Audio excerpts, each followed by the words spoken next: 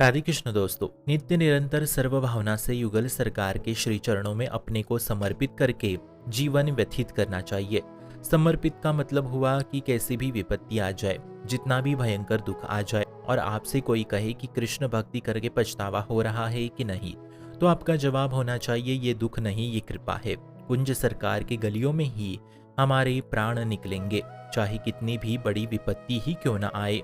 हर बार जन्म हो, हर जन्म में कृष्ण की दासता मिले और हर जन्म में भयंकर से भयंकर दुख दर्द आए, क्योंकि अति दुखद परिस्थिति में ही समर्पण पुष्ट होती है कि हे नाथ कि अब आपके अलावा मेरा कोई नहीं। पराया आपकी पीड़ा, दुख दर्द, बीमारी प्रभु चुटकी बजा के नष्ट कर सकते हैं यदि आप चाहे तो, परंतु यही हमें नहीं करना है मित्रों, क्योंकि सुखद स्थिति में उतनी निष्ठा पुष्ट नहीं होती प्रभु के प्रति जितनी दुखद स्थिति में होती है। तभी हम आर्थ भाव से रोते हुए पुकार लगाते हैं कि हे नाथ अब आप ही मेरे हो। यही समर्पण की पूर्ण भावना है और यही स्थिति परमार्थ मार्ग में एक साधक की होनी चाहिए। फिर भजन हो ना हो, आपके समर्पण से आपकी भगवत प्राप्ति हो जाएगी। मन में यदि प्रभु का चिंतन है और शरीर में भयंकर रोग हुआ हो तो क्या फर्क पड़ता है, जाना तो है एक दिन। परंतु यदि मन प्रभु चिंतन में नहीं तो वो तो प्रतिपल अभी इसी क्षण प्रतिपल मर रहा है। देखो जाके हरि विमुख लोगों को कैसे तड़प रहे हैं, मर रहे हैं। और वो साधक ही कैसा जो शरीर आसक्त है। सही साधक तो वही जो शरीर आसक्ति से छूट गया है। फिर उसके लिए क्या दुख और क्या रोग, प्राय ये मुश्किल है मित्रों। परंतु हम हर रोज इसी बात का तो अभ्यास कर रहे हैं ना, इसलिए अब रुचि में भी रुचि नहीं रखनी। फिर शरीर आसक्त तो बहुत दूर की बात है। बिल्कुल सच्ची मानिए यही सूत्र समर्पण का है। हमारा जीवन युगल सरकार की और उनके आश्रित होना चाहिए। ये बहुत बड़ी बात है।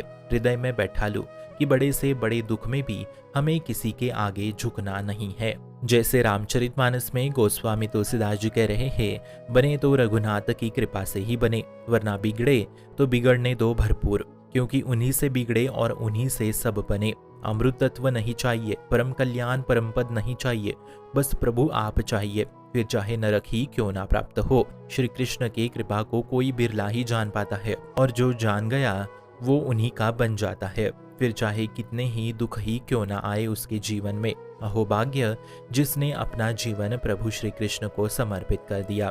फिर समर्पित होने के बाद कोई प्रश्न नहीं, कोई मांग नहीं, कोई अन्य नहीं। अब आप स्वयं देख लो मित्रों, किस किसने आपने कहा कि कितने जन्मों में कहा, पिता को कहा, पति को कहा, पत्नी को कहा, माँ को कहा, दोस्तों को कहा कि तुम मेरी जान हो, मैं तुम्हारा हूँ।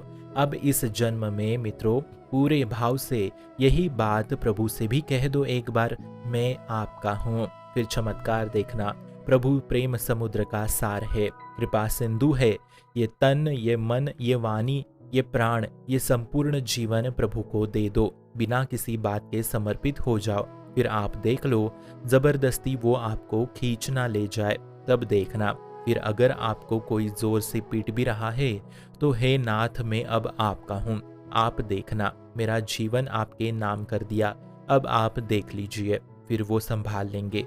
वो समस्त संसार को संभालते हैं, तो आपकी बात क्या है, संभल जाएगा फिर सब।